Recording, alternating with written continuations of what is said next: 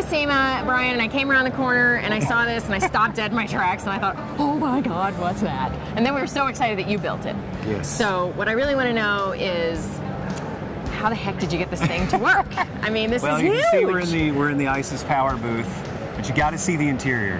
That's where all the electronics are coming into play. So come on. Okay, we're going inside. Let's go check it out. So I had a customer who came to me and he said, "Okay, I've got a '60 Cad hearse." Okay. And that's what I said. Okay. And he said, "I want to pimp it out. I want to blow it out into a full pimp wagon to take the family. He's got 4 kids, take the kids out, take couples out to dinner, chauffeur, you know, someone's got a wedding. Right. Oh, this would be beautiful. Take people to a wedding, the girls to the prom. Yes. And so, you know, it's just basically, you know, an old Cadillac fun, you know, wagon that you can take around and take all your people in. Okay, but this is no longer that car. No, it's not. How many feet longer is it? Oh. How long is it to begin with? This car was hard. It was really fun and it was hard, but it's 3 years of building, but it's 22 feet long. Oh my God. It's it has 2 air conditioning units, vintage air conditioning units. I think it would need it for that much space. It would need it, especially in Birmingham, Alabama. Oh, wow. It's got a Guinness pending world's longest sunroof. This is amazing, yes. You can stand up out of and, you know, say hi to people. And how does that work? I mean, did you have to create this sunroof? Yeah, we did. And the mechanisms for it? We researched it, and the only way we figured out how to do it was to take 3, you know, VW type bus type fabric, and put them together into one. Okay. And then, you know, figuring out all the mechanism and the wire and all that was, you know, interesting, but we got it. Okay, now what about the windows? Were they this size? The car does have stock doors, so from the bottom around the doors are all stock. Okay. But then the roof was huge. It was about, you know, in a hearse, you've got about 5 or 6 more inches in the top. Right. So we used a coupe windshield. Okay. To make it more like a, you know, a factory prototype or a concept car or something like that. And okay. Now the back glass though, is that the back glass factory? You really can't cut. You know, the old curved glass is super hard to cut, so what we do is sink it down into the car. Okay. And that's about as far as we could really get it within reason. We raised the fins 4 inches in the back and tapered them to the door. Right. Because the car's so long, in order to try to get the proportion down to where we wanted it. Yeah. And then we, for the first time, cast our own taillights, and that was pretty fun. It turned out actually really nice. Good. Yeah. Well, the first question, the guys walked up and said, how did they paint behind the fins? Oh man.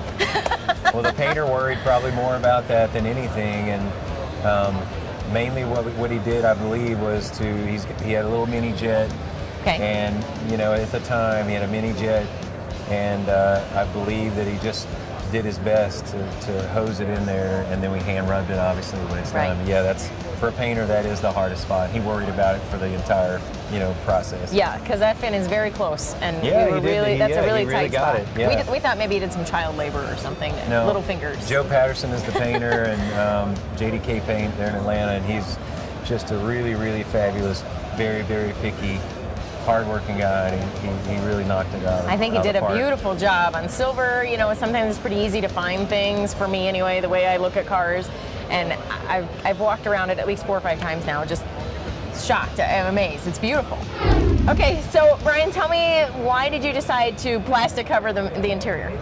Well, I don't even own a white T-shirt. I'm just, you know, I mean, like, look at my fingers. I mean, I work in the car industry. I'm surrounded by grease and oil all the time, and so, you know, this was terrifying. I mean, yeah, let's make a white interior. What a great idea! Not. Yeah, that'll be perfect around all this metal. Right. And grease and dirt. So anyway, so I was like, you know, if we just had some covers, like, and then it reminded me of the old days when I remember as a kid.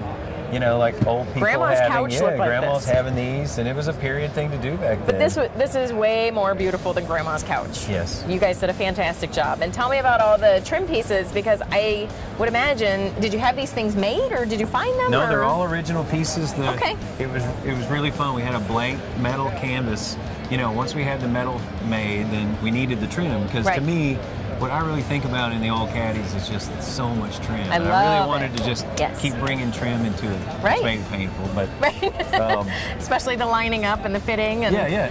So I went to a Honest John's Cadillac Ranch, which is in Texas, in Dallas. Yeah. And I flew there and got to pick all day and just pick Cadillac parts for this car. Awesome. And I got paid to do it. It was that's so much, how did I get that gig? It was so much fun. So the handles are, I think they're 62, 64. I get them mixed up. I really like those. But then the armrest is from a different year. So 162, 164. And then the ribs don't come on every model, so respect the ribs. Okay. The grills that are in the doors that we're using as speakers and courtesy lights are 57 Cadillac. Okay. So we probably, And the the little drawers under the drawers and all that. Wow. Even like you see the little vents. Oh wow! Oh. These are a period. That's a period vent. That's neat. One of the best. You can't see it. It's a pain to see, so don't even try. But I love the dash. There's an original partition switch in the front. Yeah. The grill in the back is a 57 Eldorado convertible only, if I get that right. It's been a while.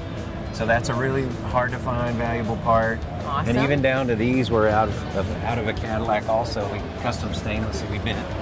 So there's a lot of really neat different era. Oh, one more. One more? 1949 Cadillac dome light. Oh, that's awesome. So it's all totally Caddy, and it's all 58 to 65. Yeah. Now, I looked at the back underneath, and I couldn't see anything. So what's under there? There's basically... What's your whole drivetrain? Oh, it's got a Morrison chassis, the world's longest Morrison chassis.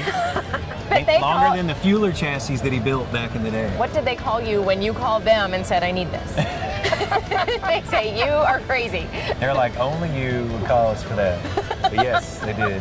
I don't know. Very it's cool. Wild.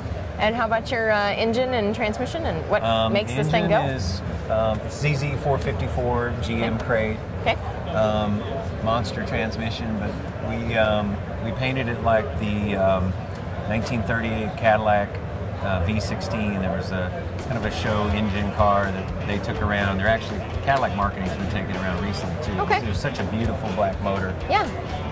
But the valve cover caps are Harley gas caps. Cool. And then if you look in the back, there's a little wiring loom that's just behind the engine. And it's a juicer. It's like a 30s Art Deco juicer top. So what's your favorite part about it? Just do you like the white interior? I love the white cool interior. With it? No, I love the white interior. Yeah. I'm terrified of it, but I love it. I would say probably my favorite is the engine and, the interior pieces and obviously the paint, but I don't know. I'm still trying to figure it out. It's so stopped new. me It's so new. I don't know what the favorite is yet. It's beautiful. I think you did a fantastic job. You. I'm so impressed. Thank you. I love it. And we should go for a ride. I think we should. Let's go cruise this trip.